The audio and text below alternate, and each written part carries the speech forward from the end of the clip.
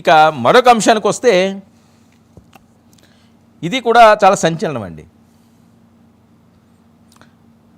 Operation సింధూర్లో నామరూపాలు లేకుండా పోయిన వాళ్ళు ఎవరంటే జైషే మహమ్మద్ మసూద్ అజర్ అండి. అదిగో ఆయన ఇప్పుడు ఈయన గగ్గోలు పెట్టేస్తున్నాడట, దొర్లుతున్నాడట నేల మీద. ఎందుకు? అయ్యో నా కుటుంబాన్ని చంపేశారు. ఆయన మళ్ళీ ఒక లేఖ, నా కుటుంబాన్ని చంపేశారు, 14 మంది ఈయన కుటుంబంలో చనిపోయిన వాళ్ళు, నేను కూడా చనిపోయి ఉంటే బాగుండు అని. అజర్, నువ్వు కూడా చనిపోయి ఉంటే బాగుంటుందని కోట్లాది మంది అనుకుంటున్నారు. అది ఈరోజు నీకు నొప్పి అనిపించింది, ఈరోజు నీకు కనువిప్పు కలిగింది. కనువిప్పు కలిగిందని కూడా ఎవరో నమ్మడానికి లేదు. నన్ను బ్రతికించి నేను బతికేలా చేసి చాలా తప్పు చేసింది భారతదేశం ప్రధానమంత్రి గారని చెప్తున్నాడట ఆయన. వాళ్ళంతూ తేలుస్తాను, వాళ్ళని చూస్తాను అని.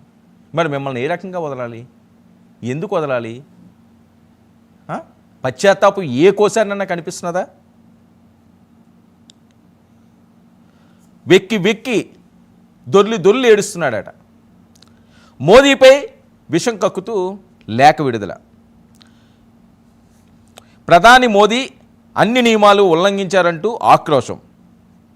మిసైల్ దాడిలో మా ఇల్లు, మా కుటుంబ సభ్యులు చనిపోయారు, నేలమట్టమైందని చెప్పిన మసూద్, నేను కూడా చనిపోయి ఉంటే బాగుండుందేమో అంటూ ఆయన మోదీపై విషం కక్కుతూ ఈ లేఖను విడుదల చేసి జైషే మహమ్మద్ సీఫ్ కుటుంబంతో సహా మరో 4 కూడా సన్నిహితులు కూడా ఇందులో హతమైనట్లుగా వాళ్ళే చెప్తున్నారు. అయితే భారత్పై ప్రతీకారం తీర్చుకుంటామంటూ మసూద్ హెచ్చరిక.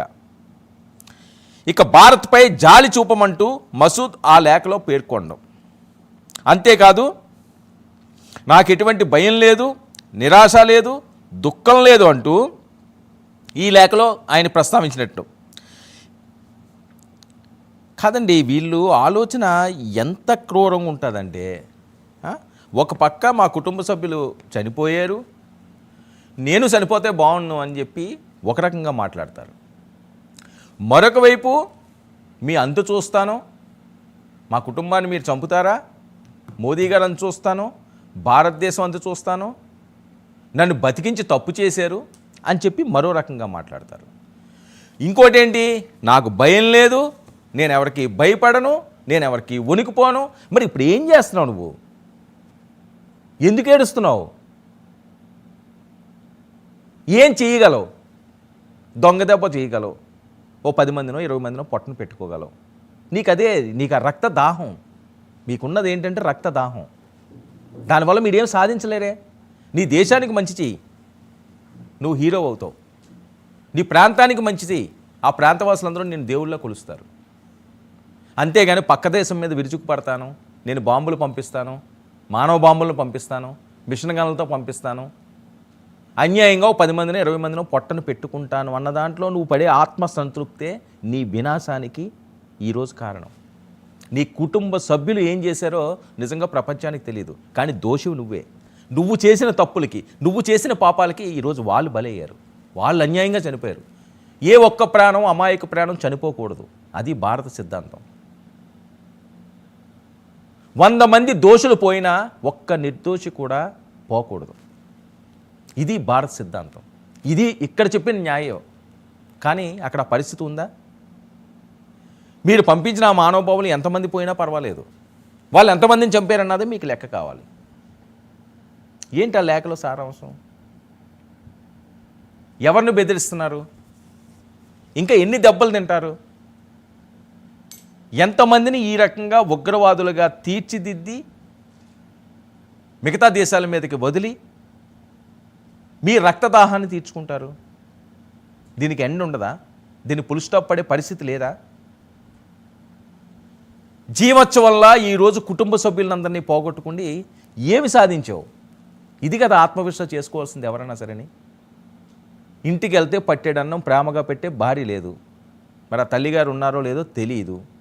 నీ సోదరట, సోదర భర్త పోయారట, సోదర పిల్లలు పోయారట. ఇంకేం సాధించావు? ప్రశాంతంగా నువ్వు రోడ్డు ఎక్కగలవా? ప్రశాంతంగా బయటికి రాగలవా? ప్రశాంతంగా విహారయాత్రకి వేరే దేశానికి వెళ్ళగలవా? నీకు ఎంత డబ్బు ఉన్నా సరేని అందులో మగ్గడమే కదా, బంకర్లలోని దొంగ బతుకు బతకడమే కదా, బిక్కు బిక్కుమంటూ రోజులు గడపాల్సిందే కదా. ఎవరు కోరుకుంటున్నారు? ఎవరన్నా కోరుకుంటున్నారా? భగవంతుడు మీకు చెప్పాడు ఆ రకంగా ఉండమని? మీకు మీరే రాసుకున్నారు మీ జీవితాలని మీరే రాసుకుంటున్నారు. క్రూరంగా, అతి చండాలంగా, అతి నీచంగా, దుష్ట ఆలోచనలతో, దుర్బుద్ధులతో, దుర్మార్గంతో మీరు చేస్తున్న పనులు ఇవి. ఎవ్వరినీ భయపించడానికి లేదు. నీ అంతం చూసే వరకు కూడా భారత్ నిద్రపోదు. అది వాళ్ళు చేస్తున్న సబదాలు. నీ అదృష్టం బాగుండి అందులో లేవేమో. అన్యాయంగా పాపం వాలిపోయారు. వాళ్ళ టార్గెట్ మీ కుటుంబ సభ్యులు కాదు, అమాయకమైన పాకిస్తాన్ పౌరులు కాదు, ఉగ్రవాద సంస్థలు, వాళ్ళని పెంచి పోషిస్తున్న మీలాంటి వాళ్ళు ఉగ్ర మోకలు.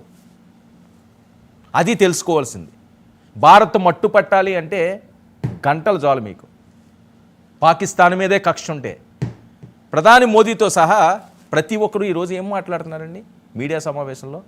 ఎలాంటి ఆఫీసర్స్ వచ్చిన మహిళా ఆఫీసర్స్ వచ్చి చెప్తున్నారు అది భారతదేశం అంటే. మీరు ఏ రోజన్నా గౌరవించిన పరిస్థితి ఉందా మహిళని?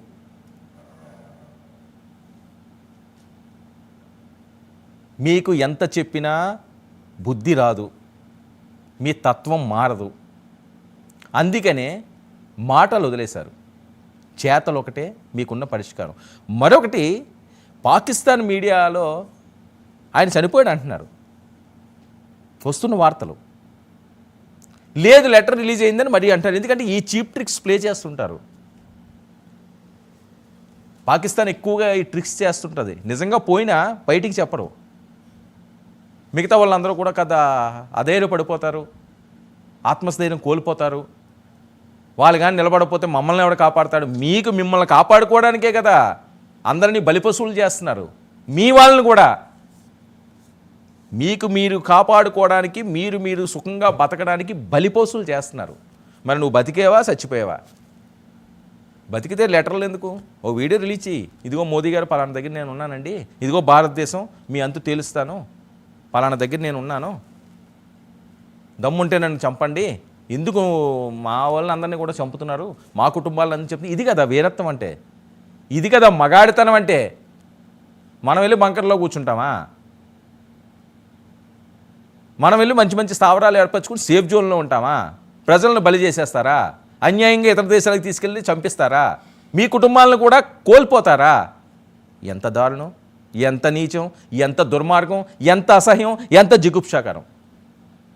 మారండి. ఇది చివరి అవకాశం కావాలి పాకిస్తాన్కి. పాకిస్తాన్ పౌరులకు కాదు, దాన్ని పెంచి పోషిస్తున్న ఉగ్రవాద సంస్థలకి, ఇలాంటి నేతలకి, అలాంటి లీడర్స్కి వాళ్ళకి బుద్ధి రావాలి. లేదు ఇలాగే ఉంటాం, ఇలాగే సాగుతాం అంటే ఆపరేషన్ సింధూర్ 2 సిద్ధంగా ఉంది. నెక్స్ట్ వెపన్ మీ మీదే పడబోతుంది, నో డౌట్. అది ఎందుకంటే ఈరోజు చూపించారు. అది 23 నిమిషాలు పట్టింది. సుమారు 200 మంది పోయారని మీరు చెప్పరు పైకి. 200 మంది 23 నిమిషాలు. మీకు వచ్చినట్టు తెలీదు, వెళ్ళినట్టు తెలీదు. భారత్ మళ్ళీ ప్రకటిస్తేనే తప్ప అలా ఉంటుంది దెబ్బ. ఆ రుచి చూడాలి అనుకుంటే ఇంక మాట్లాడడానికి ఏముండదు, లేఖలేం ఉండవు, డైరెక్ట్గా తీసుకుని పంపించేస్తారు. ఎక్కడున్నారో తెలియదు, బాడీ కూడా దొరకదు, పీసులు అయిపోద్ది.